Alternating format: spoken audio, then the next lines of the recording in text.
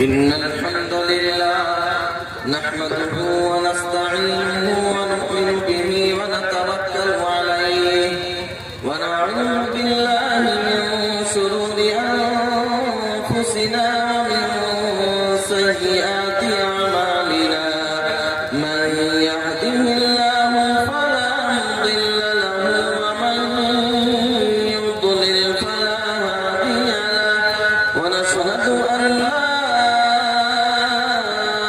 إله إلا الله وحده لا شريك له ونشهد أن محمدا عبده ورسوله أما بعد فأعوذ بالله من الشيطان الرجيم بسم الله الرحمن الرحيم قل إن كان آباؤكم وأبناؤكم وإخوانكم وأزواجكم وعشيرتكم وأموال اقترفتموها وتجارة تخشون كسادها ومساكن ترضونها أحب إليكم من الله ورسوله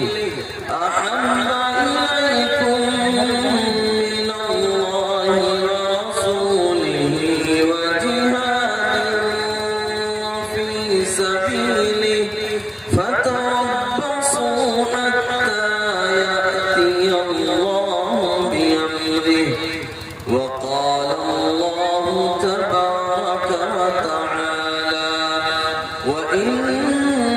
وإنك لعلى خلق عظيم وقال أمنا رضي الله عنها كان خلقه القرآن وقال الله تعالى إن الله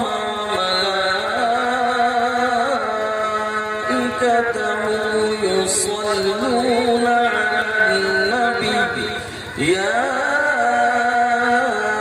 أيها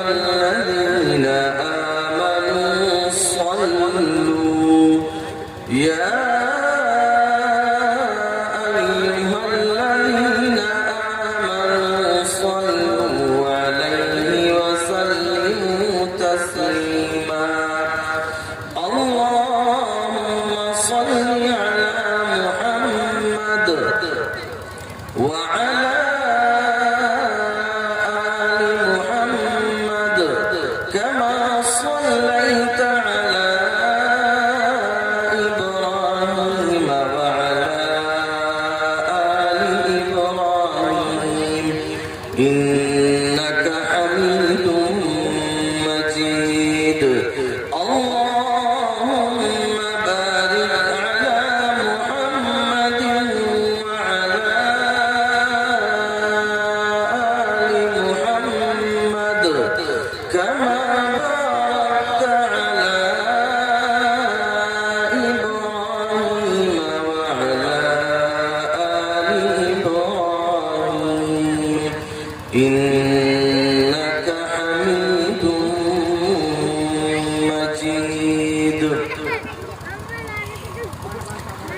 قاری صاحب کی خوبصورت نعت کے بعد میں چند لمحوں کے لیے آپ کے درمیان حاضر ہوا ہوں دعا فرمائے اللہ تعالیٰ ہمیں صحیح بات کہنے کی اور کہی ہوئی باتوں پر عمل کی توفیق عطا فرمائے آپ خوش قسمت ہیں کہ ایک ایسی مجلس کا آپ حصہ ہیں جس کی نسبت آقائے دو جہاں تاجدار بطحہ احمد مجتبی محمد مصطفیٰ صلی اللہ علیہ وسلم سے جڑی ہوئی ہے آپ اپنے آپ پر فخر محسوس کیجئے آپ اپنی قسمت پر ناز کیجئے آپ اپنے آپ کو مبارکباد دیجئے کہ آپ اس مجلس میں بیٹھے ہیں جس میں سرور عالم صلی اللہ علیہ وسلم کا تذکرہ ہو رہا ہے یہ ہمارے اور آپ کے لیے خوش قسمتی کی بات ہے، اور اس سے بڑھ کر خوش قسمتی ان لوگوں کے لیے ہے جنہوں نے ہمارے اور آپ کے لیے یہ بزم سجائی، یہ محفل سجائی، یہ مجلس منعقد کی۔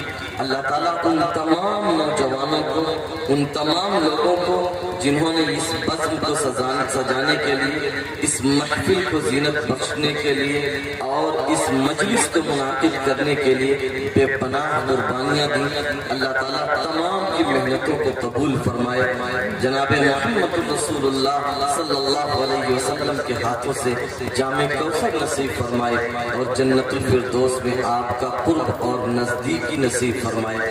خاص طور پر مبارکباد کے مستحق ہیں، اور دل سے ڈھیر ساری دعائیں ہیں، اور دل کی اتھاہ گہرائیوں سے مبارکباد ہے جناب شہاب الدین پردھان صاحب کے لیے، جناب فرید الدین پردھان صاحب کے لیے، جناب نفیس بھائی برساتی کے لیے، اسی طرح توفیق بھائی بلو کے لیے، جنہوں نے بڑھ چڑھ کر حصہ لیا۔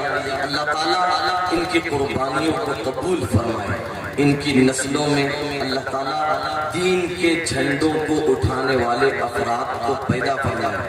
اللہ تعالیٰ ان کی نسلوں کو قبول فرمائے، قیامت تک یہ دین رہے گا۔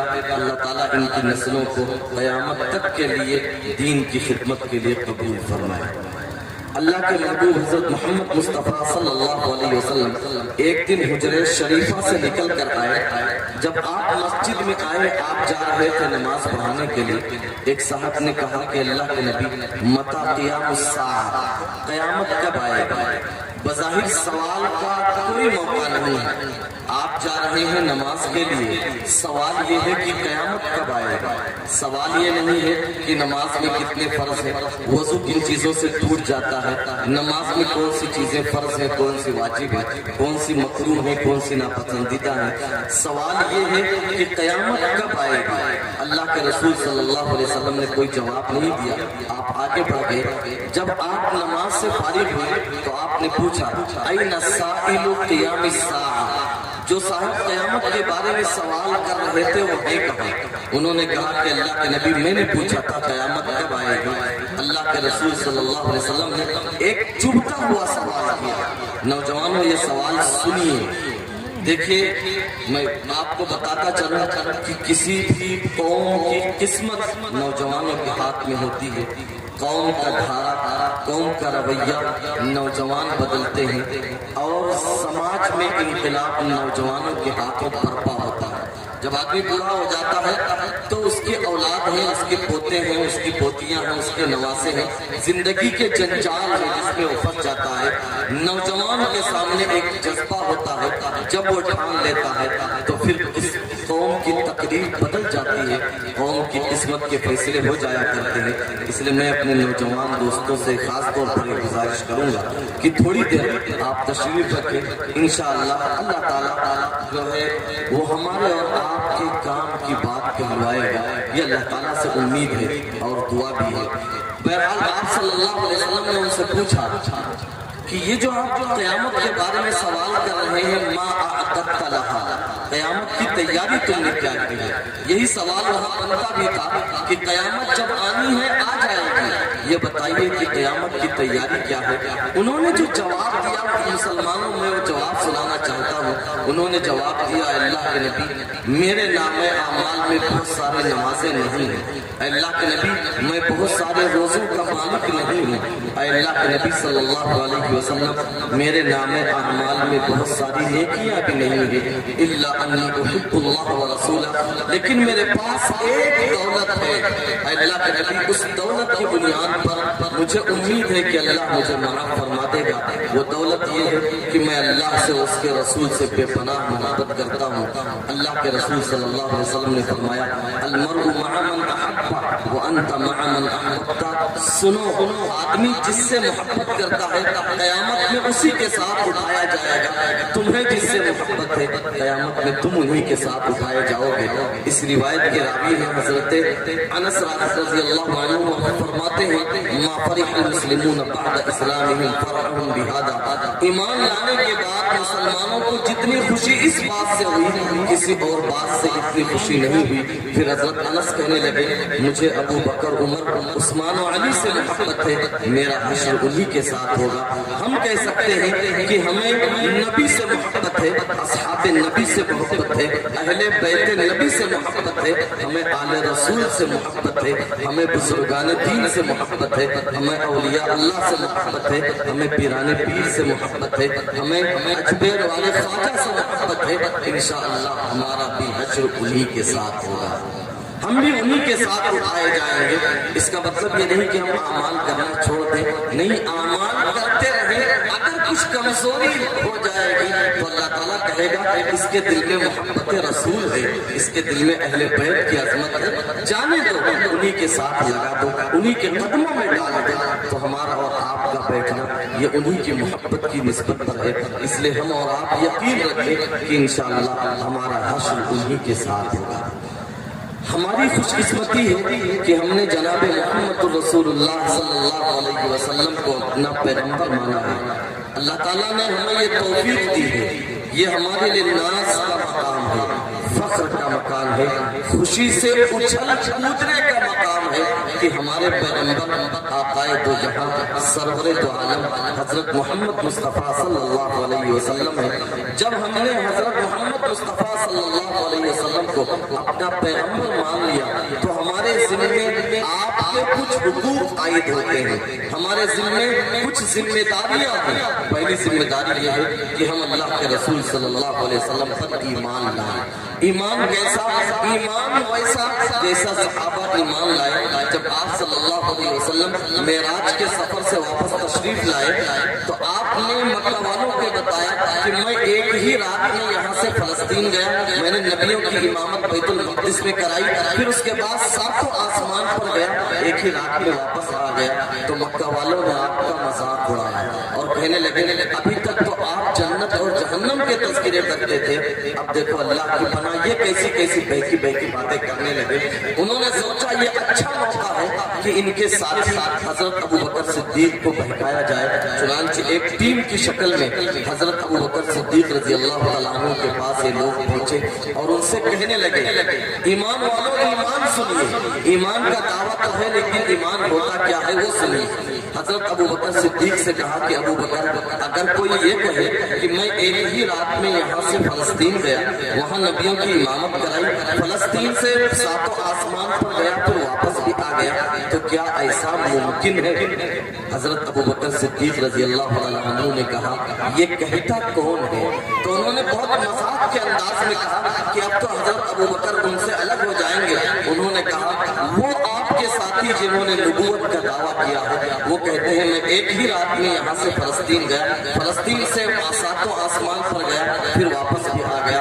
हजरत अबू बकर सिद्दीक रज़ी अल्लाह तआला अन्हु ने फरमाया लेकिन काना ज़ालिका सदका, अगर ये बात मोहम्मद इब्न अब्दुल्ला कहते हैं सल्लल्लाहु अलैहि वसल्लम तो सच है, अकल में आए जब भी सच है, अकल में न आए जब भी सच है। ये है ईमान कि आंखें जो देख रही हैं वो गलत हो सकता है, कान जो सुन रहा है वो भी गलत हो सकता है, नाक जिस चीज को सूंघ रही है वो भी गलत हो सकता है, जबान जिस चीज को चख रही है वो भी गलत हो सकता है, हाथ जिस चीज को पकड़ कर देख रहा है वो भी गलत हो सकता है। लेकिन हमारे और आपके आका हजरत मोहम्मद मुस्तफ़ा सल्लल्लाहु अलैहि वसल्लम ने जो बात कह दी वो गलत नहीं हो सकता।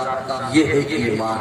तो हमारा सबसे पहला फर्ज ये है कि हम रसूलुल्लाह सल्लल्लाहु अलैहि वसल्लम पर सही ईमान लाएं। दूसरा फर्ज ये है कि हम रसूलुल्लाह सल्लल्लाहु अलैहि वसल्लम की ताज़ीम करें, एहतराम करें। आपकी अजमत, दुनिया की हर चीज से ज्यादा अजमत हमारे दिलों में रसूलुल्लाह सल्लल्लाहु अलैहि वसल्लम की होनी चाहिए। नबी की अजमत क्या होती है कुरान ने सिखाया। हम जब कुरान पढ़ें, नौजवानों सुनिए, नबी की अजमत दिलों में क्या होनी चाहिए? قرآن جب آپ پڑھیں گے قرآن نبیوں کا تذکرہ کرتا ہے، یا موسیٰ، یا عیسیٰ ابن مریم، یا ہارون، یا یونس، لیکن جب محمد رسول اللہ صلی اللہ علیہ وسلم کی بات آتی ہے پورے قرآن میں 4 جگہ ہمارے نبی صلی اللہ علیہ وسلم کا نام محمد آیا، کہیں بھی اللہ نے یا محمد کہہ کر بھی پکارنا گوارا نہ کیا۔ یا کا ترجمہ کوئی بے ادب والا جملہ نہیں ہے، اے محمد یہ کہنا بھی گوارا نہیں کیا۔ جب اللہ تبارک و تعالیٰ نے اتنی تعظیم دی، پورا قرآن آپ پڑھتے جائیے، قرآن میں زمانے کی قسم ہے، رات و دن کی قسم ہے، قرآن میں قیامت کی قسم ہے، قرآن میں تین اور زیتون کی قسم ہے، قرآن میں شہروں کی قسم کھائی گئی ہے، پورے قرآن میں کسی انسان کی قسم نہیں کھائی گئی ہے۔ پورے قرآن میں اگر کسی انسان کے سر کی قسم کھائی گئی ہے تو وہ صرف ایک ہستی ہے، آمینہ کے لخت جگر، عبداللہ کے نور نظر، تاجدار بادشاہ احمد مجتبیٰ محمد مصطفیٰ صلی اللہ علیہ وسلم۔ قرآن کہتا ہے لعمرک انہم لفی سکرتہم یعمہون۔ اگر کسی کی زندگی کی قسم کھائی گئی ہے، کسی کی عمر کی قسم کھائی گئی ہے اور کسی کے بدن کی قسم کھائی گئی ہے تو وہ صرف ہمارے نبی کے بدن کی قسم کھائی گئی ہے۔ پورا قرآن آپ پڑھ جائیے، دنیا میں جتنے نبی آئے سب سے یہ وعدہ کیا گیا کہ اگر تمہارے بیچ میں محمد ابن عبداللہ تشریف لے آئے صلی اللہ علیہ وسلم لَتُؤْمِنُنَّ بِهِ وَلَتَنْصُرُنَّ۔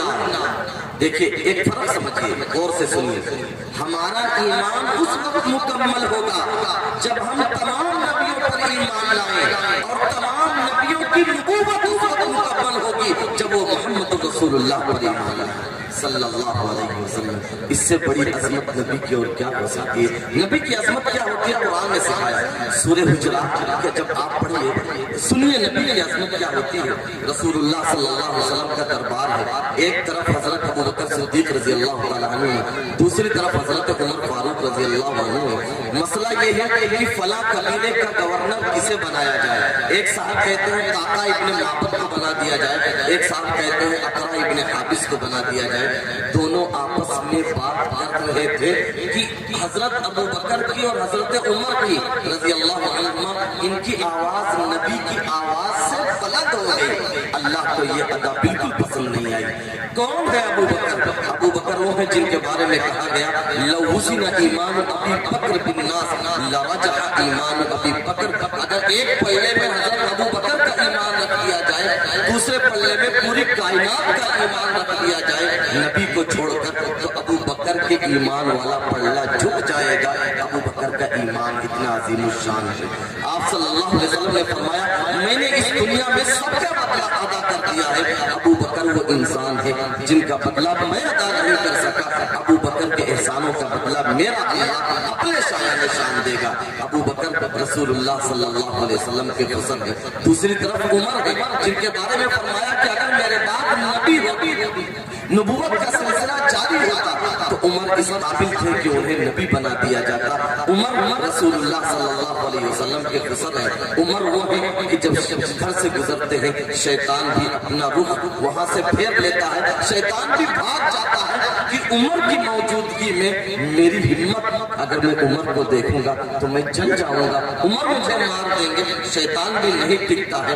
ان دونوں کی آواز جب نبی کی آواز سے بلند ہوتی ہے اللہ کو پسند نہیں آتا ہے، اللہ جبریل بھی بھیجتا ہے اور قرآن کی آیتیں اتارتا ہے لا ترفعوا اصواتکم فوق صوت النبی ولا تجهروا له بالقول كجهر بعضكم لبعض ان تحبط اعمالكم وانتم لا تشعرون۔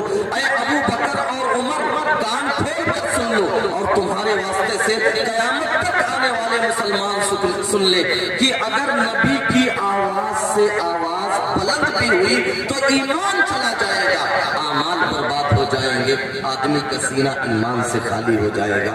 یہ نبی کا وہ احترام جس کا تصور قرآن نے دیا۔ صحابہ نے ایک صحابی ہیں حضرت قیس بن ثابت انصاری رضی اللہ عنہ، ان کی آواز بہت موٹی تھی۔ ہوتا ہے کچھ لوگوں کی آواز فطرتاً بہت موٹی ہوتی ہے، ان کی آواز موٹی تھی۔ انہوں نے سوچا اگر میں بولوں گا میری آواز نبی کی آواز سے اوپر ہو جائے گی، میرا ایمان چلا جائے گا۔ انہوں نے نبی صلی اللہ علیہ وسلم کے دربار میں آنا چھوڑ دیا، گھر کے دروازہ کے دروازے بند کر لیے، وہیں رہنے لگے۔ آپ صلی اللہ علیہ وسلم نے ہفتے کے بعد انہیں بلوایا کہ بھائی قیس بن ثابت نہیں دکھ رہے ہیں۔ جب انہیں بلایا گیا تو آپ نے کہا کہ قیس تم کیوں نہیں آ رہے ہو؟ انہوں نے کہا کہ اللہ کے نبی میری آواز بہت بلند ہے، میں بولوں گا میری آواز اوپر ہو جائے گی، میرا ایمان چلا جائے گا۔ اللہ کے رسول صلی اللہ علیہ وسلم نے فرمایا قیس تم ان لوگوں میں سے نہیں ہو، تم تو جنتیوں میں سے ہو، وہ جن کی آواز نبی کی آواز پر بلند ہوتی ہے، جو بغیر مجبوری کے بلند کرتے ہیں، ان کے لیے یہ وعید ہے۔ تو یہ نبی کی وہ تعظیم ہے جس کا سبق ہمیں قرآن نے دیا، صحابہ نے اس پر چل کر دکھایا۔ غار ثور ہے، حضرت ابوبکر صدیق رضی اللہ تعالیٰ عنہ رسول اللہ صلی اللہ علیہ وسلم کو اٹھا کر غار ثور میں لے جا رہے ہیں۔ پہلے آپ نے غار ثور کے باہر رسول اللہ صلی اللہ علیہ وسلم سے کہا آپ یہیں تشریف رکھیے، میں اندر جا کر دیکھتا ہوں، صاف کرتا ہوں، صفائی ستھرائی کر دیا، جتنے سوراخ تھے سب میں کپڑا پھاڑ کر لگا دیا۔ آپ صلی اللہ علیہ وسلم کو اندر بلا لیا۔ جب آپ کو اندر بلایا تو دیکھا کہ ایک سوراخ ہے اور کپڑا ختم ہو چکا ہے۔ حضرت ابوبکر صدیق نے اس پر اپنا پیر لگا لیا۔ رسول اللہ صلی اللہ علیہ وسلم تشریف لائے، حضرت ابوبکر صدیق کی گود میں آپ نے سر رکھ دیا اور آپ سو گئے، اس لیے کہ کئی راتوں سے جاگے تھے، آپ تھکے ہوئے تھے۔ اتفاق سے جس سوراخ پر حضرت ابوبکر نے اپنا پیر رکھ رکھا تھا، ایک زہریلا کیڑا نکلا اور اس نے حضرت ابوبکر صدیق کے پیر میں ڈس لیا۔ حضرت ابوبکر صدیق کو بے پناہ تکلیف ہوئی، لیکن اگر حرکت کھلتے تو گود میں کائنات کے سردار لیتے ہیں، نیند کھل جاتی۔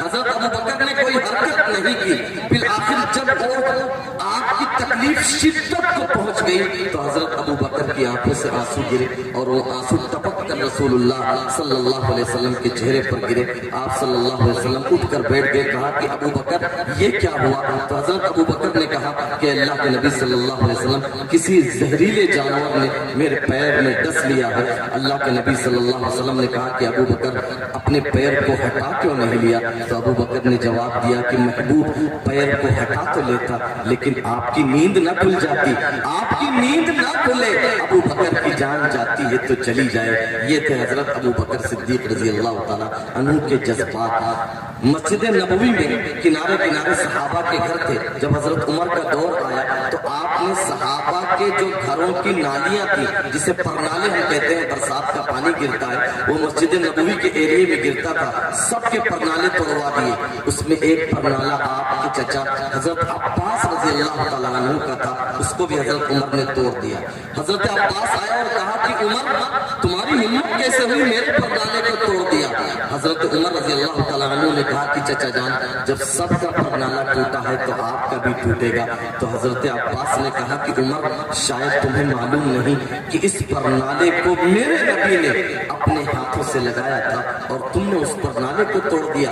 حضرت عمر کی عظمت دیکھیے، وہ عمر جو 15 آزاد ملکوں کا حکمراں ہے، وہ عمر کہ اب مدینے میں عمر جو چاہے گا تیسر و تسرا کا فیصلہ وہ ہوگا۔ حضرت عمر جھک گئے، حضرت عباس سے کہا کہ چچا جان میری پیٹھ پر قدم پیر رکھو، میرے کندھے پر چڑھ کر اس پرنالے کو لگا دو، اور پھر اپنے آپ کو مخاطب کر کے کہنے لگے کہ عمر تیری ہمت کیسے ہوئی کہ جس پرنالے کو میرے نبی نے اپنے ہاتھوں سے لگایا تھا تو نے اسے اپنے ہاتھوں سے توڑ دیا۔ یہ ہے نبی کا احترام۔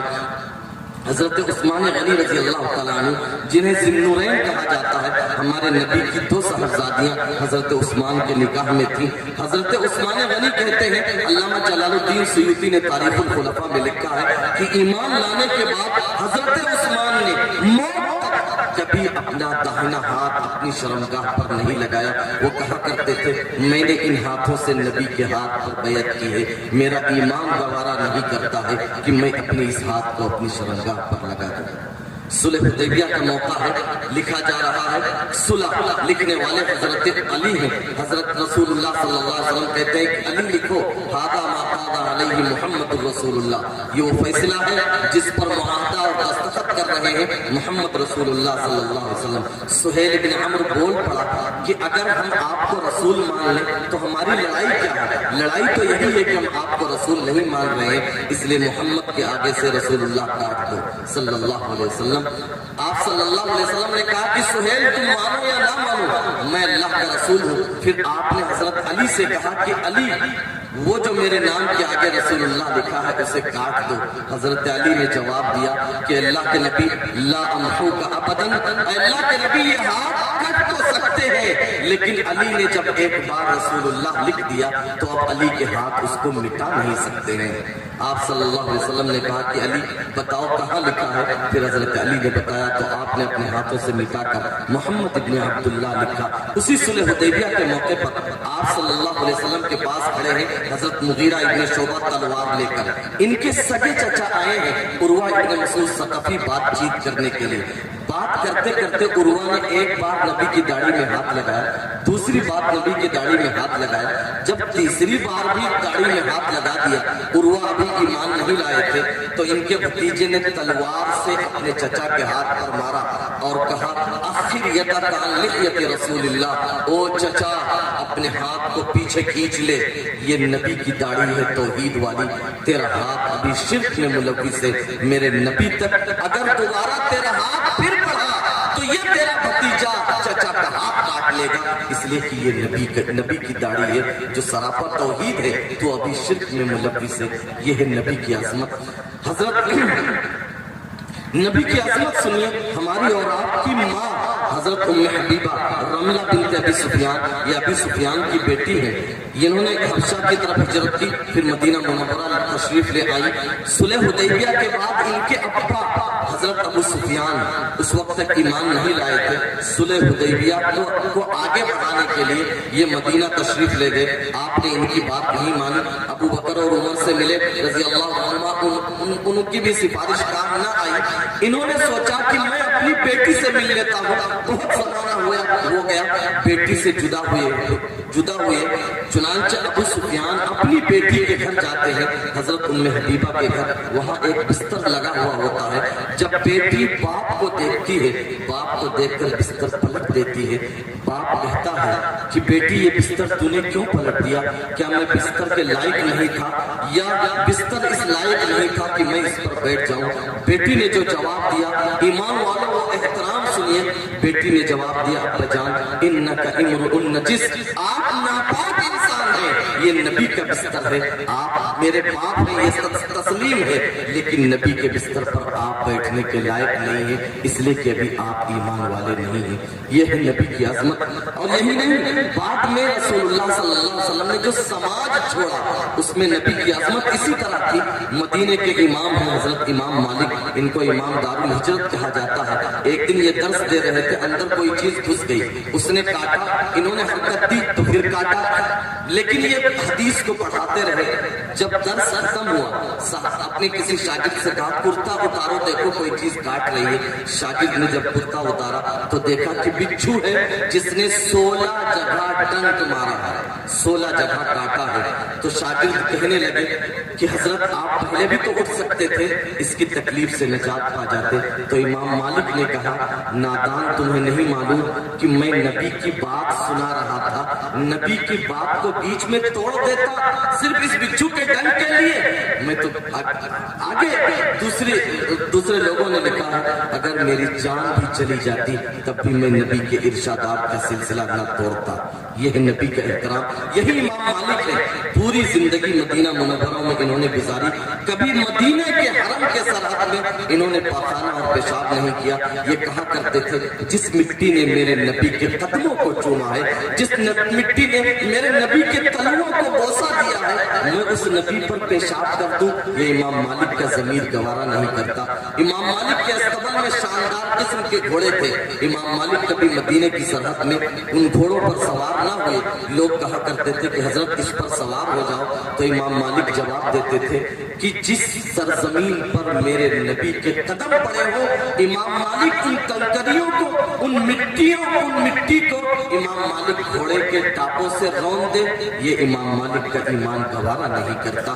یہ تو بہت بڑے اللہ والے تھے، اس دنیا میں ایک آدمی کو بلند بنا دیا۔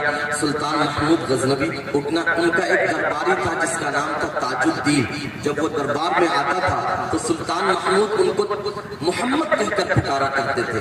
ایک دن جب تاج الدین دربار میں آیا تو سلطان نے ان کو تاج الدین کہہ کر ہی بلایا، محمد کہہ کر نہیں بلایا۔ وہ ڈر گیا، سہم सहम गया कि कहीं मुझसे कोई गलती तो नहीं हो गई। 3 दिन तक दरबार में नहीं आया। तीसरे दिन सुल्तान महमूद ने उसको बुलाया कि तुम दरबार में क्यों नहीं आते हो? तो उसने कहा, आप मुझे रोजाना मोहम्मद कहकर पुकारा करते थे, 3 दिन पहले आपने ताजुद्दीन कहकर पुकारा था। मैं समझ गया शायद आप नाराज हैं, इसलिए मैं नहीं आया था। तो सुल्तान महमूद ने जो जवाब दिया, ईमान वाले वो जवाब सुनिए। सुल्तान महमूद ने कहा, जब मैं तुझे ताजुद्दीन कहकर पुकारा, जब मैं तुझे मोहम्मद कहकर पुकारा करता था तो मेरा वजू हुआ करता था, परसों मेरा वजू नहीं था, इसलिए मैंने बगैर वजू अपने नबी का नाम लेना मुनासिब नहीं समझा। ये है नबी का एहतराम, ये है नबी की ताज़ीम। हम नबी का एहतराम करें। नबी से जो चीजें जुड़ी हुई हैं, नबी के सहाबा, नबी के अहले बैत, वो लोग जो नबी के इल्म के वारिस हैं, वो उम्मत जो नबी की उम्मत कहलाती है, हम तमाम का एहतराम करें। तीसरा फर्ज हमारे ऊपर यह आयद होता है कि हमने जब नबी को अपना नबी मान लिया है तो हम उससे मोहब्बत करें। ऐसी वैसी मोहब्बत नहीं, टूट कर मोहब्बत। मैं आपको बताऊं मोहब्बत की दास्तान। हजरत अबू महजूरा रज़ी अल्लाह तआला अन्हु एक सहाबी हैं। ग़ज़वे हुनैन के बाद अल्लाह के नबी सल्लल्लाहु अलैहि वसल्लम एक जगह रुककर आपने अजान दिलवाई, नमाज खड़ी की आपने।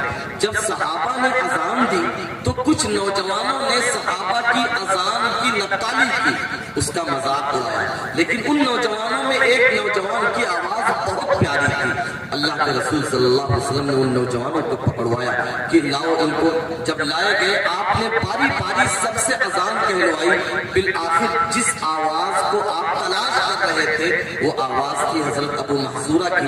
जब हजरत अबू महजूरा का नंबर आया, उन्होंने आवाज कही, आप सल्लल्लाहु अलैहि वसल्लम ने, उन्होंने अजान कही, आप सल्लल्लाहु अलैहि वसल्लम ने ऐसे उनकी पेशानी पर हाथ रखा, एक हाथ सीने पर रखा।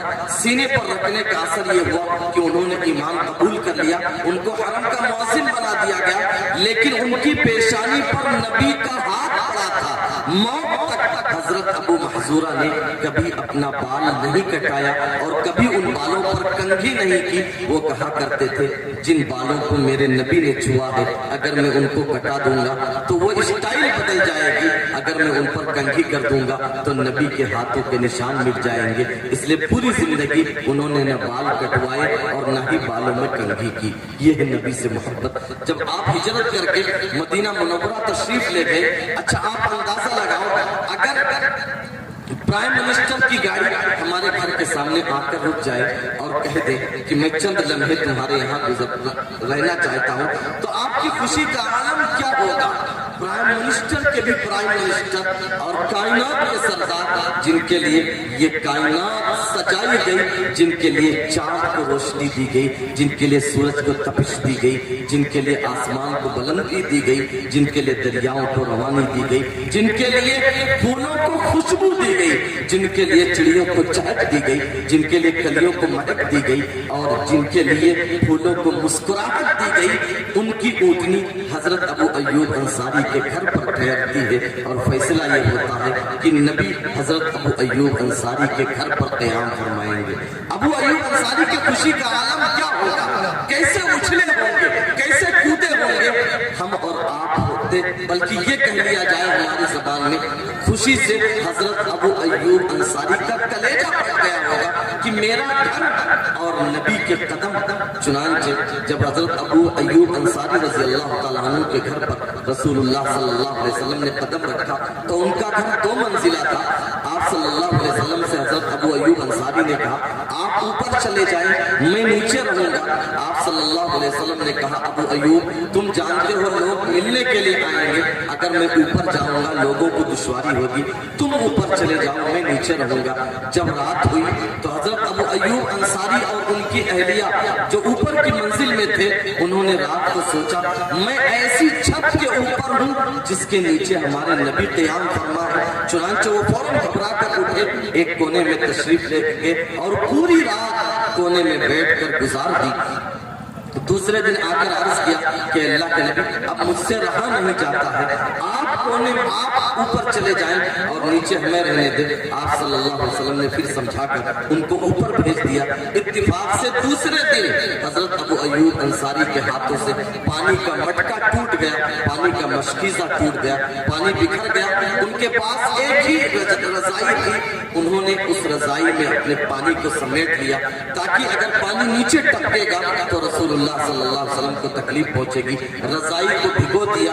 پوری رات میاں اور بیوی جاڑے سے سکڑ کر گزارتے رہے. صبح پہنچے ہیں اللہ کے نبی صلی اللہ علیہ وسلم کے پاس. ہم کہنے لگے اے اللہ کے نبی اب رہا نہیں جاتا ہے، آپ اوپر چلے جائیں، یہ مسلسل ہم سے زیادتی ہو رہی ہے، ہم نیچے رہ جائیں گے. چنانچہ پھر اس کے بعد باری بدل گئی. جب حضرت ابو ایوب انصاری کے گھر پر قیام تھا تو کھانا ان کے گھر سے رسول اللہ صلی اللہ علیہ وسلم کے لیے جاتا تھا. جب آپ پیالے میں کھانا کھا لیتے تو حضرت ابو ایوب انصاری اس پیالے کو دیکھتے کہ آپ کی انگلیاں کہاں لگی ہیں. جہاں آپ کی انگلی لگی ہوتی حضرت ابو ایوب انصاری وہیں سے کھانے کی کوشش کرتے. ایک دن حضرت ابو ایوب انصاری نے کھانا بنا کر بھیجا تو آپ کی انگلیوں کے نشانات نہیں تھے. حضرت ابو ایوب انصاری گھبرا گئے. مسلم کی روایت ہے ففزع ابو ایوب، حضرت ابو ایوب گھبرا کر پہنچے اور کہنے لگے اللہ کے نبی آپ نے کھانا نہیں کھایا، حرام ہوا، کیا میرا کھانا حرام ہو گیا؟ اللہ کے رسول صلی اللہ علیہ وسلم نے فرمایا ابو ایوب آپ کا کھانا حرام نہیں ہے، آپ کے کھانے میں کچا لہسن ہے.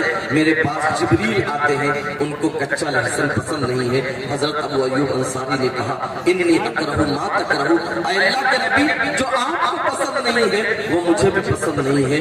پھر موت تک حضرت ابو ایوب انصاری نے کبھی کچا لہسن نہیں کھایا. یہ حرام نہیں تھا لیکن محبوب سے محبت تھی کہ محبوب کو جو پسند نہیں ہے وہ مجھے بھی پسند نہیں ہے. غزوہ احد کا جب موقع ہوا، ایمان والوں محبت کی داستان سنیے کہ نبی سے محبت کیا ہوتی ہے. غزوہ احد میں جب دشمنوں نے اللہ کے رسول صلی اللہ علیہ وسلم کو گھیر لیا، حضرت ابو طلحہ انصاری رضی اللہ تعالیٰ عنہ آگے آئے اور انہوں نے اللہ کے رسول صلی اللہ علیہ وسلم کو اپنی پیٹھ کے پیچھے کر لیا. تیر اٹھایا، تیر نکالا، کمان اٹھائی اور تیر چلانا شروع کیا. دشمنوں پر تیر چلاتے تھے حضرت ابو طلحہ انصاری رسول اللہ صلی اللہ علیہ وسلم ایسے جھانک کر دیکھتے تھے کہ دیکھو ابو طلحہ کا تیر کہاں گرا. جب آپ صلی اللہ علیہ وسلم جھانک کر دیکھتے تو حضرت ابو طلحہ ایسے ہاتھ سے اشارہ کرتے اور کہتے نحری دون نحری، اے اللہ کے نبی آپ اگر سر باہر نکالیں گے سامنے سے کوئی تیر آئے گا اور لگ جائے گا، اے اللہ کے نبی آپ میرے پیچھے آ جائیں. یہ غلام کی گردن موجود ہے، جب یہ کٹ جائے گی، جب یہ نہیں رہے گی تب آپ باہر نکلیے گا. ابھی اس غلام کی گردن کو کٹ جانے دیجئے. حضرت ابو طلحہ انصاری آپ کو بچانے کے لیے تیر چلاتے رہے. 3 تیر کمان حضرت ابو طلحہ انصاری نے توڑ دیے.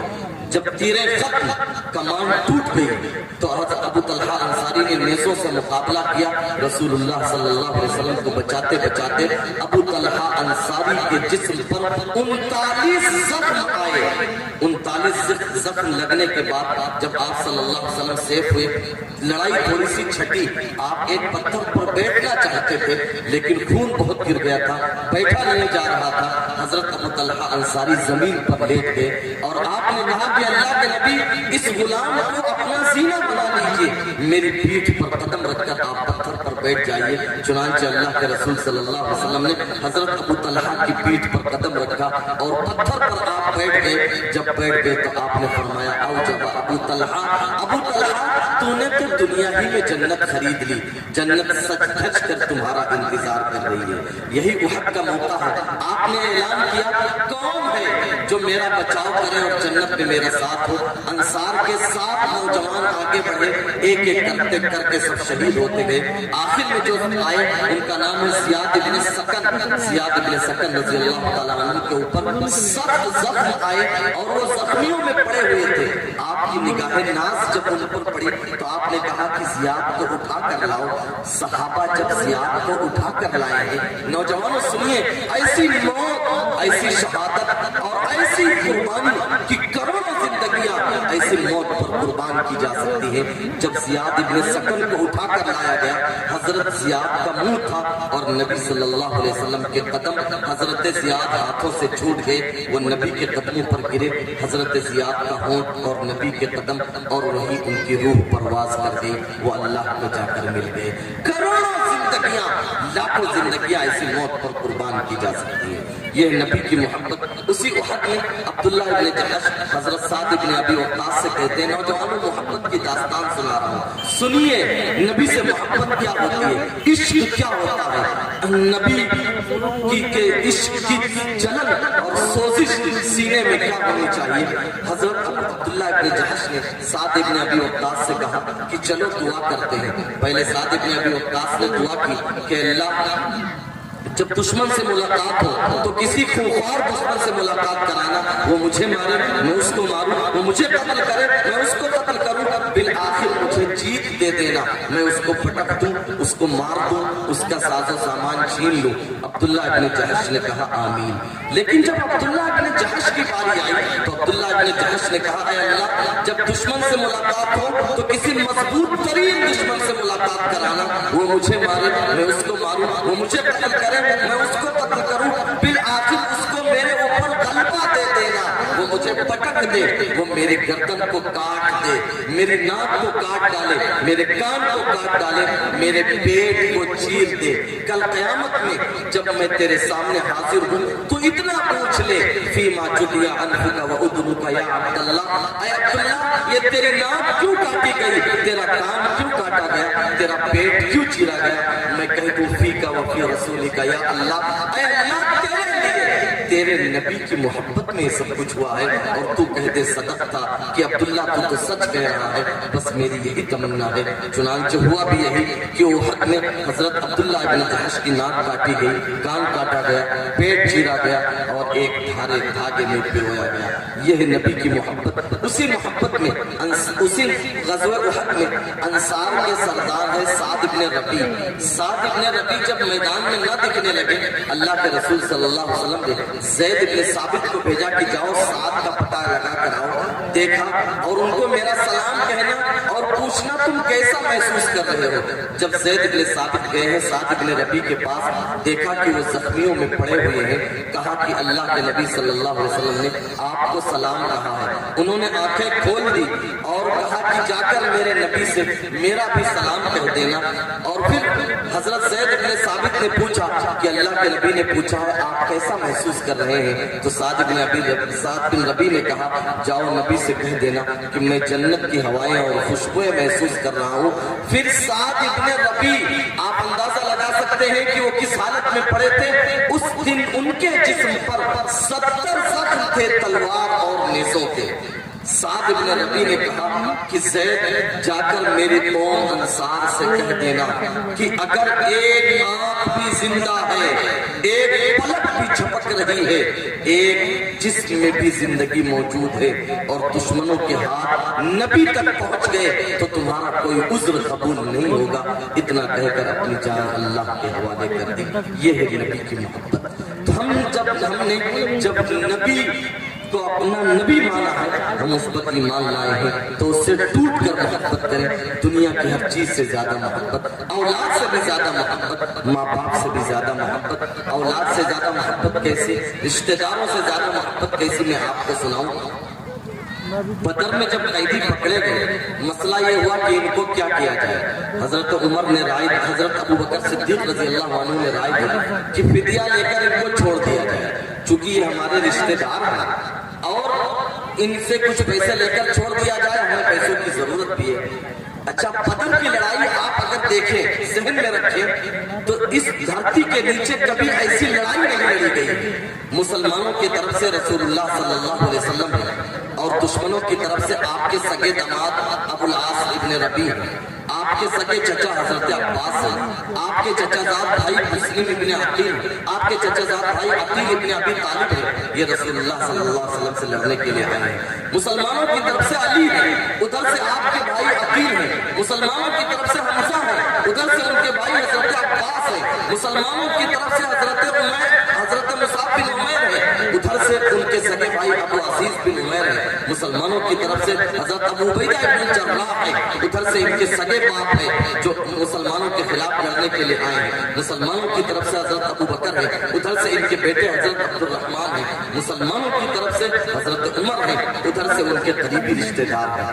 حضرت عمر نے کہا کہ اللہ کے نبی میری رائے وہ نہیں ہے جو حضرت ابو بکر کی ہے، میری رائے یہ ہے کہ ان تمام لوگوں کو مار دیا جائے، اور مارنے کا طریقہ یہ ہوگا کہ ہر آدمی اپنے عزیز رشتہ داروں کو مارے۔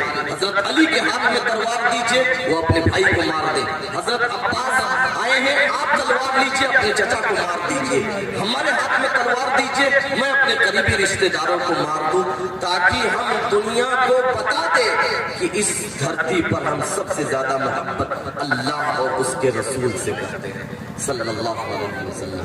تو سب سے زیادہ محبت اللہ سے اور اس کے رسول سے ہونی چاہیے۔ تیسری، اچھا جب اللہ کے نبی سے محبت ہوگی تو اللہ کے نبی کے صحابہ سے ہوگی، اللہ کے نبی کے اہل بیت سے ہوگی، اللہ کے نبی کے چاہنے والوں سے ہوگی۔ جو لوگ نبی کا علم اپنے سینے میں لے ہوئے ہیں، یہ علماء، آپ کو ان سے محبت ہونی چاہیے۔ ایک آدمی کہے کہ مجھے نبی سے محبت ہے لیکن علماء سے محبت نہیں ہے، تو خدا کی قسم وہ منافق ہے۔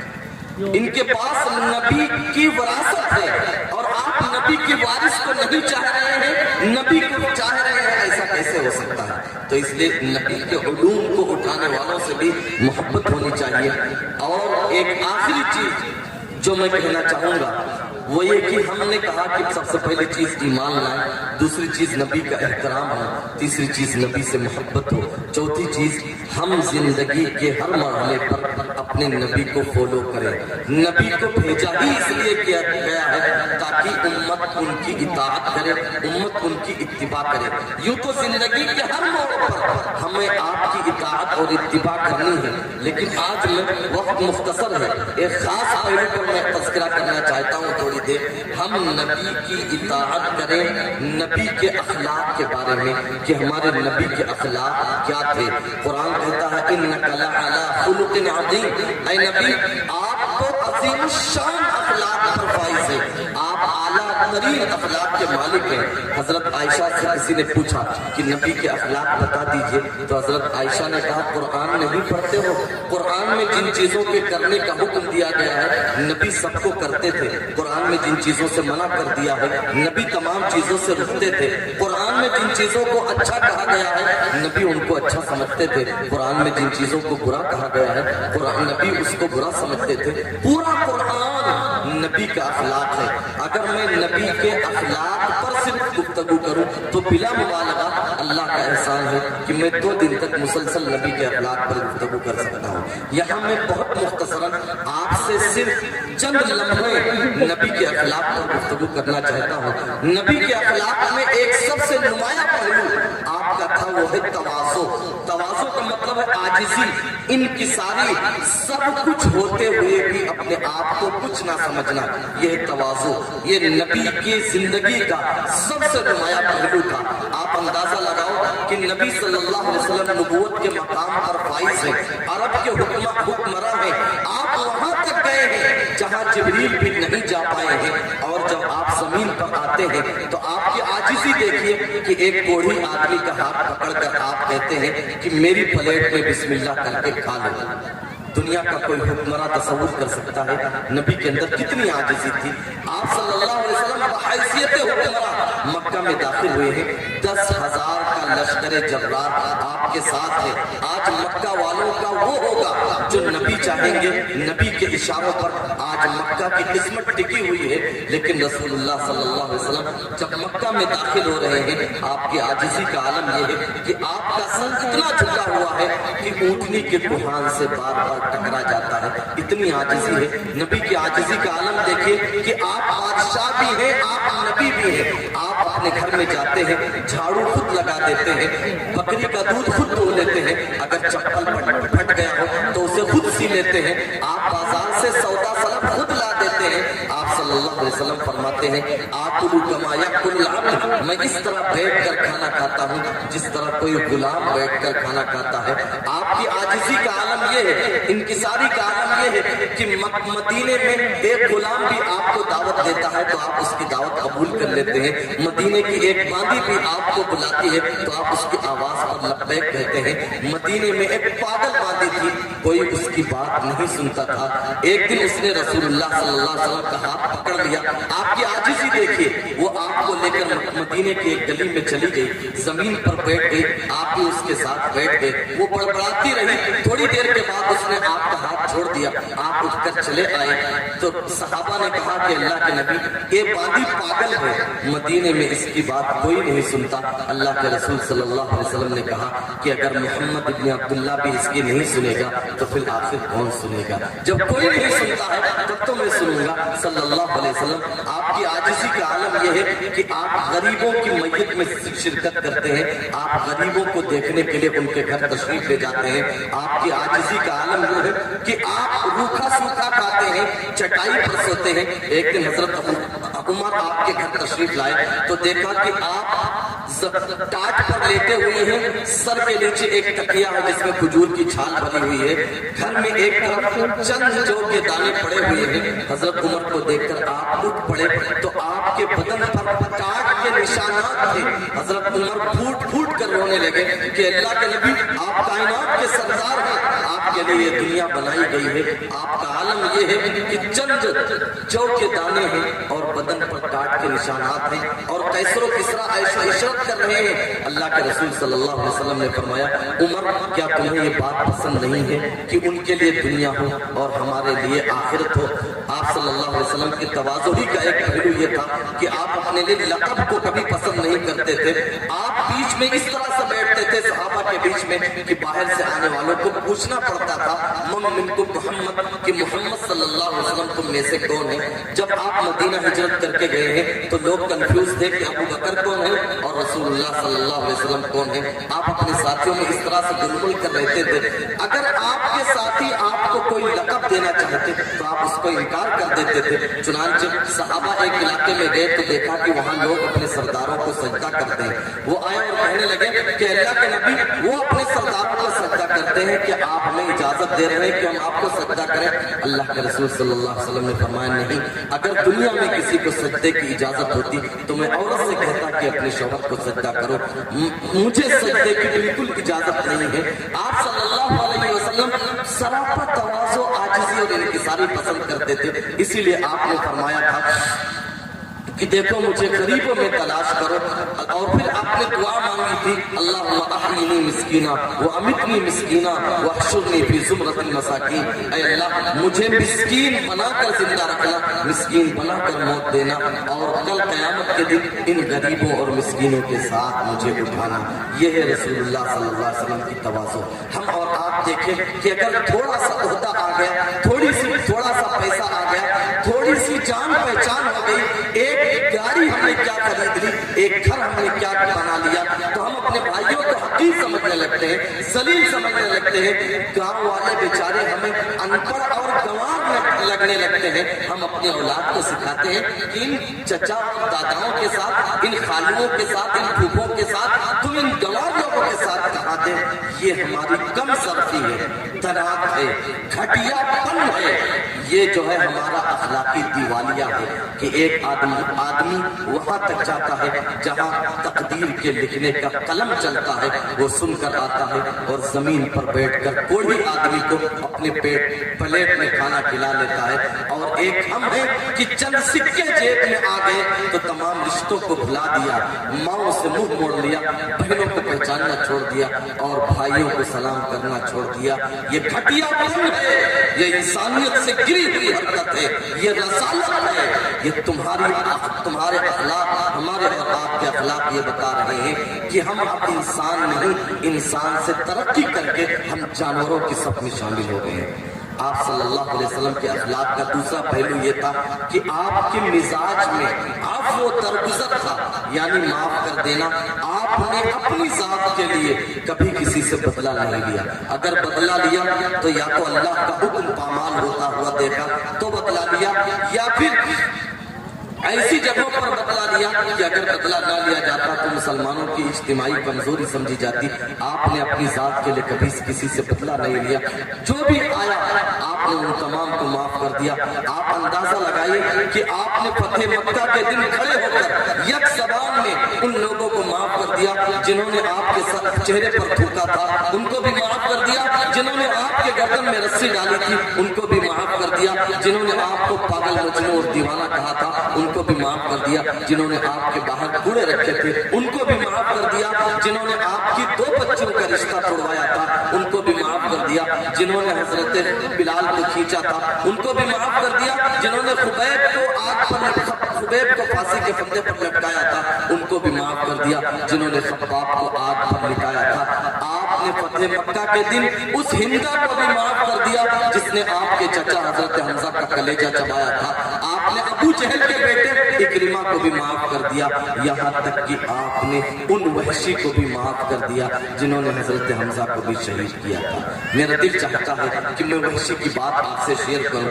فتح مکہ کے موقع پر حضرت وحشی آئے، ڈرتے ڈرتے ہوئے آئے اور کہنے لگے اے اللہ کے نبی میں وحشی آپ کے چچا کا قاتل، میرے لیے بھی معافی ہے، میرا بھی ایمان قبول ہوگا۔ اللہ کے رسول صلی اللہ علیہ وسلم نے کہا وحشی ہاں تمہارے لیے بھی معافی ہے، تمہارا بھی ایمان قبول ہوگا۔ جب حضرت وحشی ایمان لے آئے تو اللہ کے رسول صلی اللہ علیہ وسلم نے کہا کہ وحشی تم جب میرے سامنے آتے ہو تو چچا کی یاد تازہ ہو جاتی ہے۔ حضرت وحشی نے کہا ایمان دیکھیے حضرت وحشی کا، ایک مسلمان کے لیے اس سے بڑی کوئی دولت نہیں ہے کہ وہ بیٹھ کر نبی کے چہرے کو دیکھتا رہے۔ حضرت وحشی نے کہا کہ اللہ کے نبی اگر مجھے دیکھ کر آپ کو اپنے چچا کی یاد آ جاتی ہے تو میں چھوڑ کر جا رہا ہوں، دوبارہ پلٹ کر نہیں آؤں گا۔ چنانچہ انہوں نے نبی کی محبت کو چھوڑا، مکہ اور مدینے کی فضا کو چھوڑا، ملک شام چلے گئے اور دوبارہ پلٹ کر نہیں آئے۔ وہ کہتے تھے مجھے دیکھ کر نبی کا غم تازہ ہوتا ہے اس لیے میں پلٹ کر نہیں جاؤں گا۔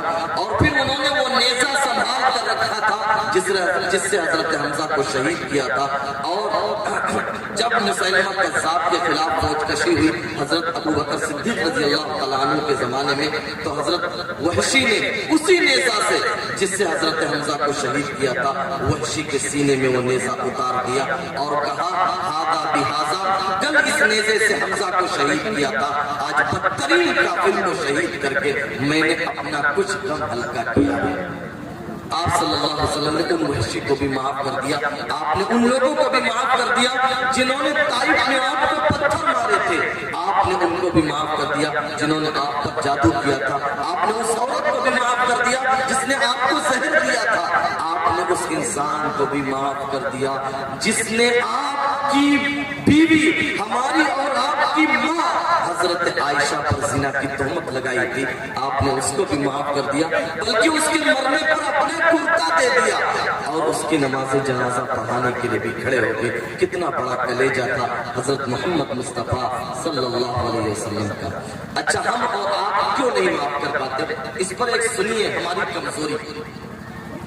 آج ہم نالیوں کے جھگڑوں پر، گندے کیڑوں کے جھگڑوں پر اپنے بھائی کو اس لیے معاف نہیں کر پاتے، ہم سوچتے ہیں کہ اگر معاف کر دیں گے تو سامنے والا سمجھے گا کہ یہ تو کمزور ہے، یہ بزدل لوگ ہیں۔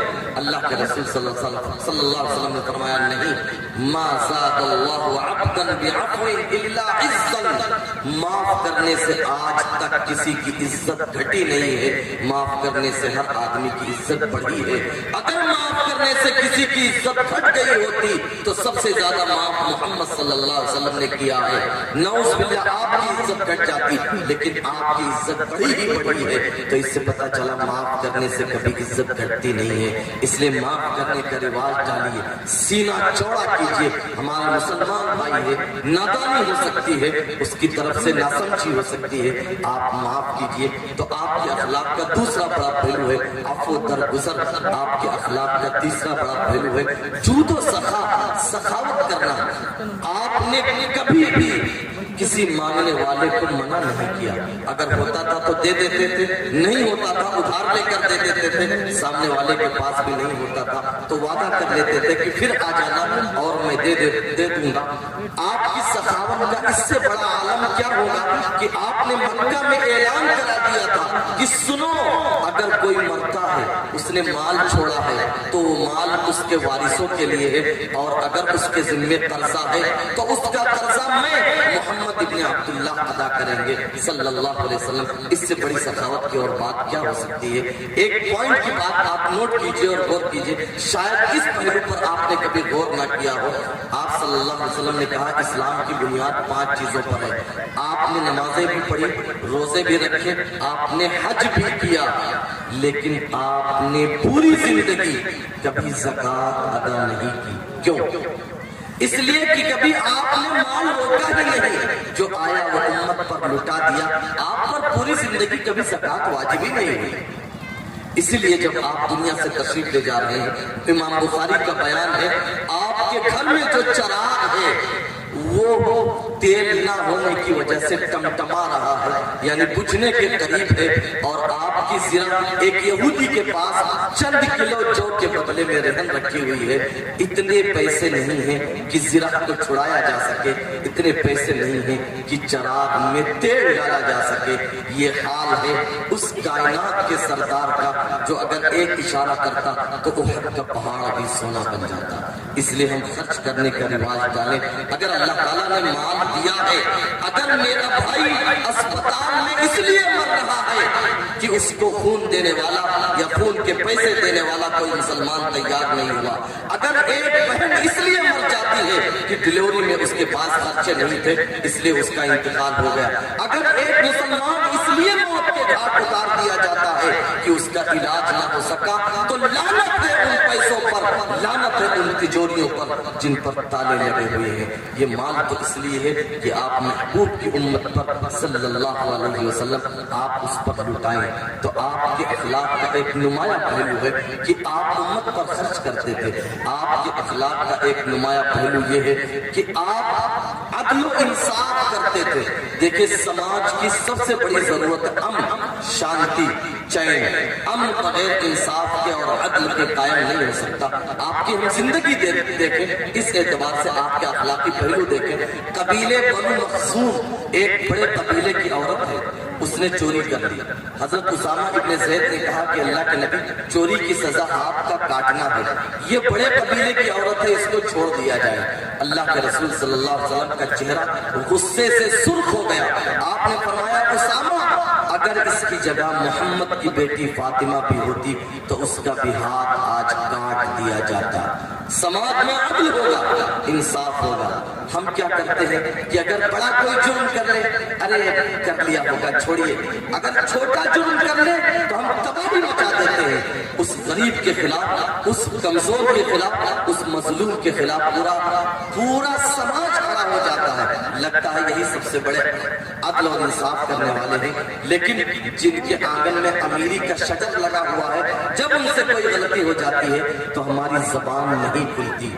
اس لیے آپ اگر سماج میں رہ رہے ہیں تو عدل اور انصاف کے ساتھ جینا سیکھیں۔ رسول اللہ صلی اللہ علیہ وسلم کے پاس حضرت بشیر آئے اور انہوں نے کہا کہ میں نے اپنے بیٹے نعمان کو ایک غلام ہدیہ دیا ہے، میں چاہتا ہوں کہ آپ اس پر غلام بن جائیں، آپ اس پر گواہ بن جائیں۔ آپ صلی اللہ علیہ وسلم نے کہا تمہارے کتنے بیٹے ہیں؟ انہوں نے کہا اتنے بیٹے ہیں۔ آپ نے فرمایا سب کو ہدیہ دیا ہے؟ انہوں نے کہا کہ نہیں۔ اللہ کے رسول صلی اللہ علیہ وسلم نے فرمایا بشیر تم نے سوچ کیسے لیا کہ میں ظلم پر گواہ بنوں گا؟ یہ ناانصافی ہے، یا اچار ہے، یا تو سب بیٹوں کو دیجئے یا ان سے بھی غلام واپس لیجئے۔ یہ آپ صلی اللہ علیہ وسلم نے سماج کے لیے عدل چاہا۔ حضرت ربیعہ بنت نضر، یہ انس بن نضر کی بہن ہے، انہوں نے ایک لڑکی کا دانت توڑ دیا۔ آپ صلی اللہ علیہ وسلم نے کہا کہ ان کا بھی دانت توڑا جائے گا۔ حضرت انس نے کہا کہ اللہ کے نبی میری بہن کا دانت توڑا جائے گا؟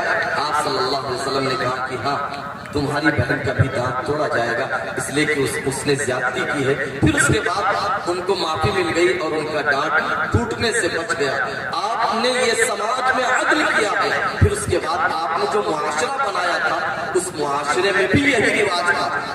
حضرت عمر کا دور خلافت ہے، مدینے کے قاضی ہیں حضرت زید بن ثابت، قاری قرآن، کاتب قرآن۔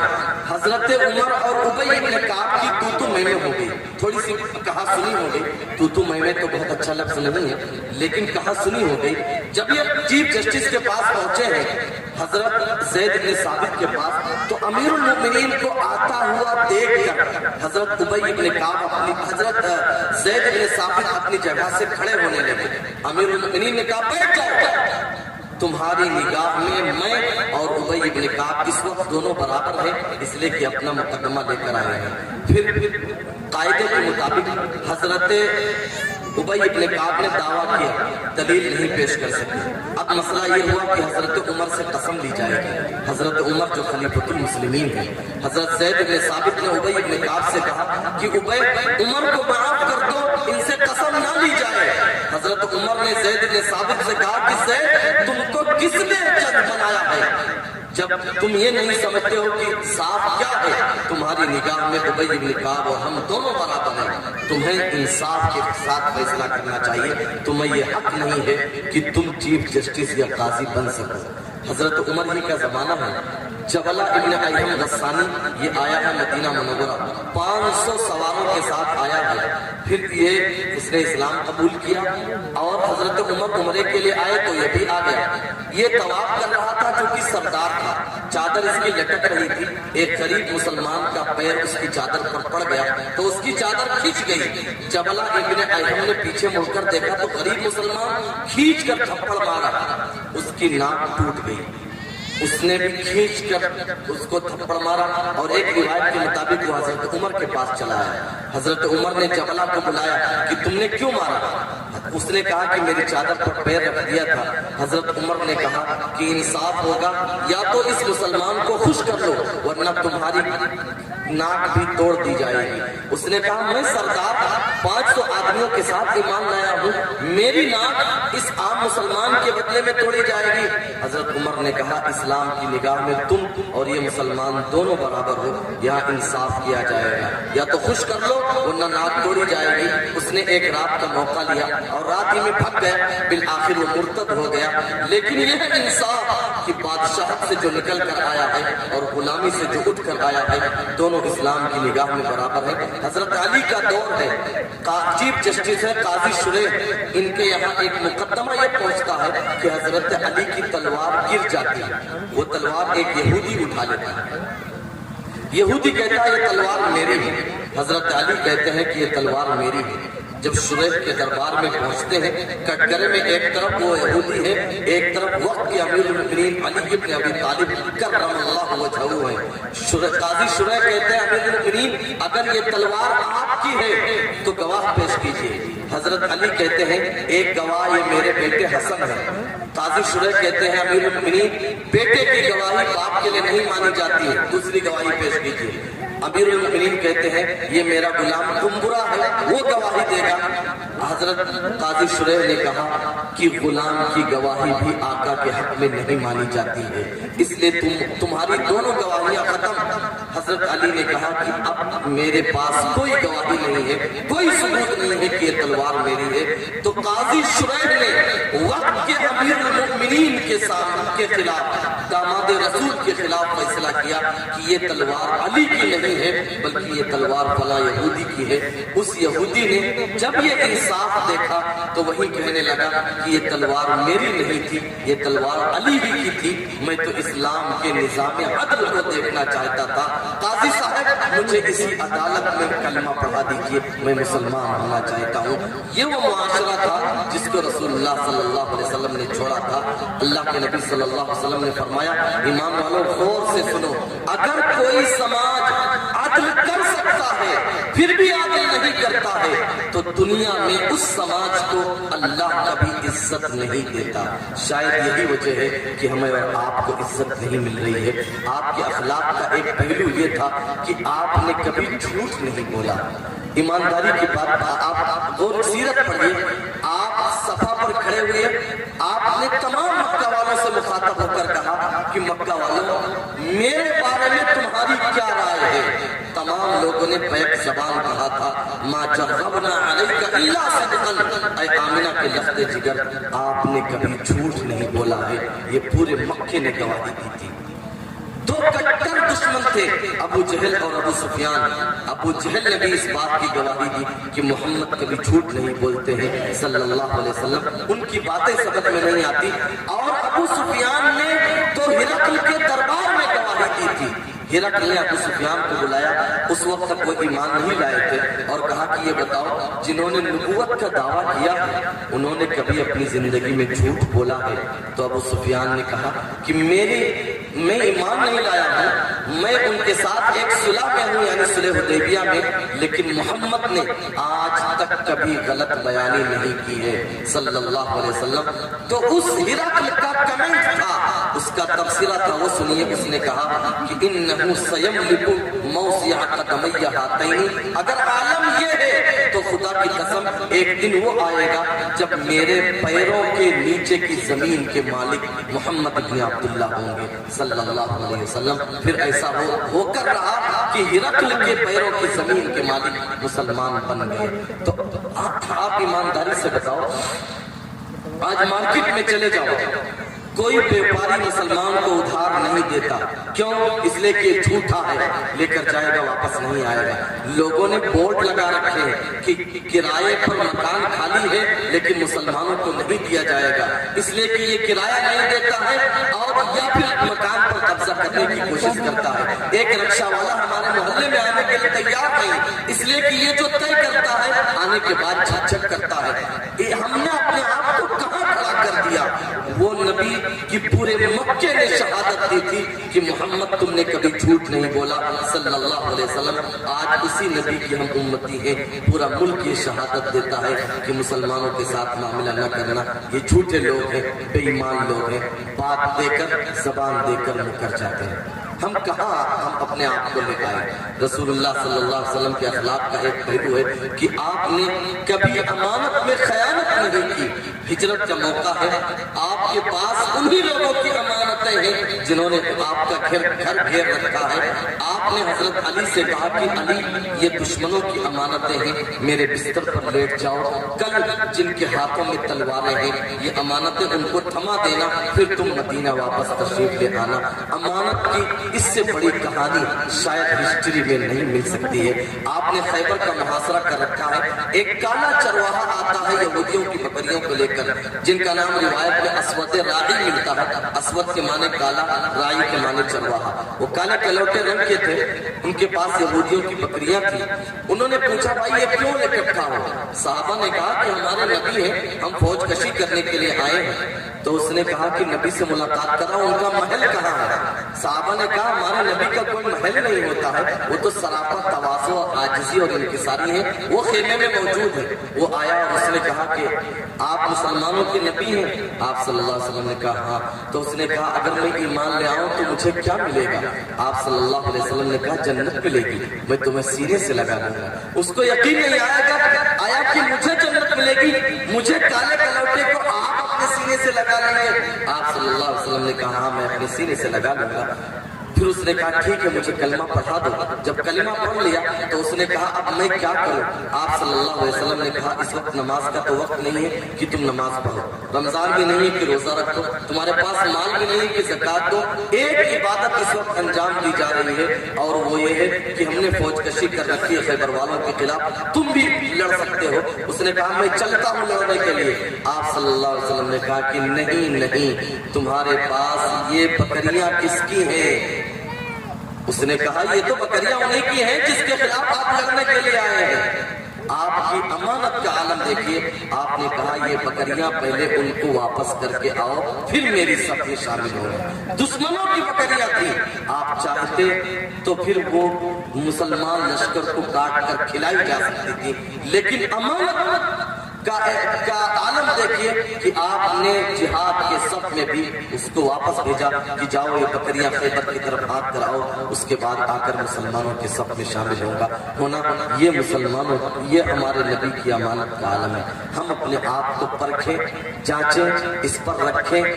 اگر کوئی آدمی 10,000 ہمارے پاس رکھ گیا اور 10 مہینے بھی بھول گیا تو پھر اللہ، رسول، قرآن، کعبہ سب کی ہم قسم کھا لیں گے کہ ہمارے پاس کب رکھا ہے؟ ارے یہ کب کی بات آپ کر رہے ہیں؟ یہ ایک ایمان والے کی زبان ہے۔ آپ صلی اللہ علیہ وسلم کے اخلاق کا ایک پہلو تھا۔ بالکل آخری بات، وعدہ کی آپ نے کبھی کے خلاف ورزی نہیں کی، ہمیشہ جو وعدہ کیا اس کو پورا کیا۔ رسول اللہ صلی اللہ علیہ وسلم کی زندگی کے 2 واقعے میں آپ کو بتاتا ہوں۔ غزوہ بدر کا موقع ہے، مسلمان مسلمانوں کی تعداد تھوڑی ہے۔ حضرت حذیفہ اور ان کے والد یمان یہ دونوں مدینے کی طرف جا رہے تھے۔ ابو جہل نے پکڑ لیا، کہاں جا رہے ہیں؟ انہوں نے کہا جا رہا ہوں مدینے۔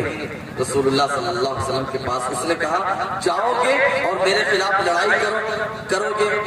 اب یہ پھنس گئے کہ اب میں کیا کروں، کیسے کہوں کہ نہیں کروں گا۔ بالآخر جب اس نے نہیں چھوڑنے کے لیے کہا تو حضرت حذیفہ اور ان کے والد نے وعدہ کر لیا کہ میں مدینے جاؤں گا تو لیکن تم لوگوں کے خلاف لڑائی نہیں لڑوں گا۔ جب یہ لوگ مدینے پہنچے ہیں تو اسلامی لشکر مدینے سے نکل رہا تھا بدر کی طرف۔ رسول اللہ صلی اللہ علیہ وسلم سے یہ ملے اور انہوں نے لڑنے کی خواہش ظاہر کی، لیکن ساتھ ساتھ انہوں نے کہا کہ اللہ کے نبی ابو جہل نے مجھے پکڑ لیا تھا اور کہا تھا کہ لڑائی میں شرکت نہیں کرو گے۔ ہم نے ابو جہل سے وعدہ کر لیا ہے۔ کس سے وعدہ کیا ہے؟ بدترین دشمن ابو جہل سے۔ رسول اللہ صلی اللہ علیہ وسلم نے کہا کہ دیکھو اس وقت افراد کی بھی ضرورت ہے، تعداد کی بھی ضرورت ہے، لیکن مسلمان کی زبان کی بڑی اہمیت ہے۔ جب تم نے وعدہ کر لیا ہے تو اب زبان کٹ نہیں سکتی ہے، لہذا تمہاں اپنے وعدے پر قائم رہو۔ اور دوسرا واقعہ صلح حدیبیہ کے موقع پر جب صلح نامہ لکھایا جا رہا تھا تو ابو جندل رضی اللہ تعالیٰ عنہ ہتھکڑی بیڑیوں میں جکڑے ہوئے مسلمانوں کے پاس آئے۔ سہیل ابن عمرو نے کہا کہ ان کو واپس کر دو، کہ رسول اللہ صلی اللہ علیہ وسلم نے کہا کہ ابھی اس معاہدہ پورا نہیں ہوا ہے۔ رسول اللہ صلی اللہ علیہ وسلم سے سہیل بن عمرو نے کہا اگر آپ واپس نہیں کرتے ہیں تو ہم اس معاہدے کے لیے تیار نہیں ہیں۔ بالآخر حضرت ابو جندل کو چونکہ آپ زبان دے چکے تھے کہ جو مکے سے آئے گا اسے واپس بھیج دیا جائے گا، حضرت ابو جندل کو اسی حال میں بیڑیوں میں جکڑے ہوئے مکہ کی طرف واپس بھیجا گیا۔